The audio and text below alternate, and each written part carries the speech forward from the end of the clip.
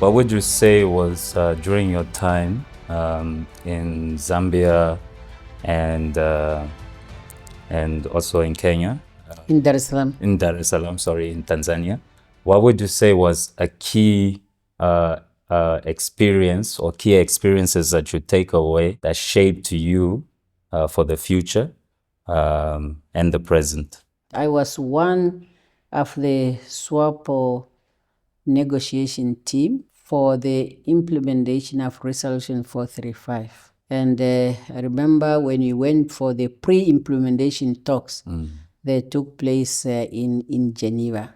It was very interesting, where we met the Namibians from home, who we were part of the South African delegation, and then our delegation that was led by our president, President Uyoba.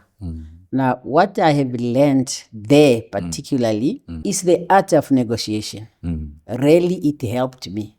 And I believe that art of negotiation has motivated me when I was finally sent for further studies, that I decided to do international relations, which ended with my master's degree on diplomacy. So that really helped me. Coming to your question now, you could really see the real solidarity in terms of the host.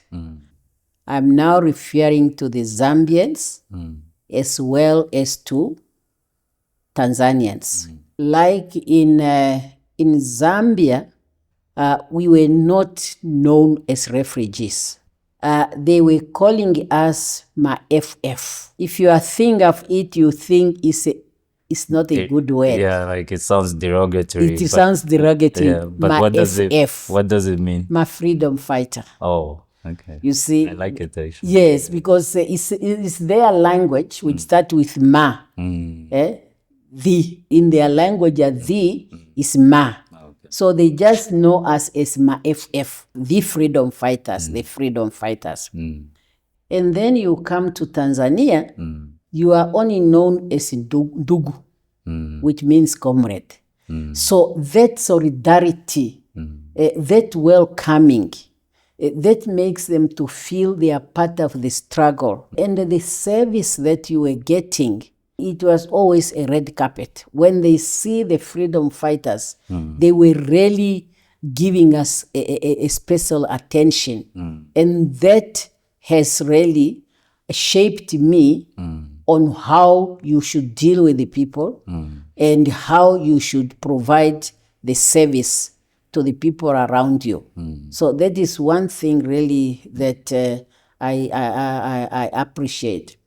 Like in Tanzania, the Namibian Day is from 66, when on Kolumbashi there was this crash between the South African and SWAPO. Yes. And all the 5 years I've been in Tanzania as a chief representative, every year on the 26th, we have a celebration. And the Nyerere, the president, make it a point to be the main speaker. So that really, it tells you the caring of a person and what it means to be the camaraderie there and so on. So those is really, and we were really well received. We were just at home, and that helps a lot. Would you say that was one of the key factors in the support from our fellow African nations? And if there are any others, is there any other key factors that, in your experience, you might have come across that we might not know, or you feel like you need to highlight during the struggle?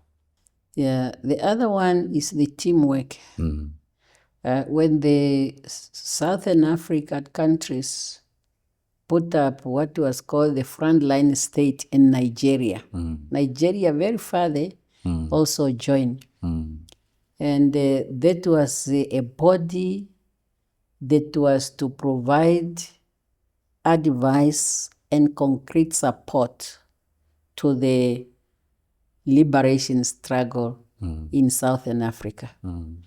And it has worked very well. At the UN, they really became a force. And the African group at the United Nations also became a very strong force in terms of fighting for liberation. During our struggle, there were very few countries, maybe two, I'll not mention, who did not very much fully participated. There's even a country that, because the AU Liberation Committee, it was getting money from AU member states. And that was the money they were using to buy arms and hardware required by a liberation movement. And every African country, they were making annual contribution. So that solidarity, that teamwork helps a lot. And of course, in Europe, there was quite a number of solidarity groups with the people of Namibia, with the people of South Africa, with the people of Mozambique. They were just aligning themselves to specific countries. So this is another thing. And you have now like the socialist countries.